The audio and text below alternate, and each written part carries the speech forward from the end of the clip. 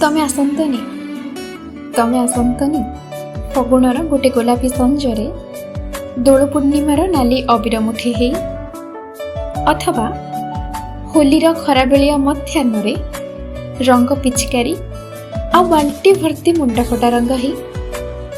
ତମେ ଆସନ୍ତନି, ତମେ ଆସନ୍ତନି ଗୋଟେ ଝଙ୍କାଳିଆ ଆମ୍ବ ଗଛ ଭର୍ତ୍ତି ସୁନା ରଙ୍ଗର ବଉଳ ହେଇ, ନହେଲେ ଫଗୁଣ ଫଗୁଣ ବାସୁଥିବା ଗୋଟେ ଗାଢ଼ ଜ୍ୟୋତ୍ସ୍ନା ରାତିରେ ଆଞ୍ଜୁଳାଏ ମଲ୍ଲି ଫୁଲ ହେଇ।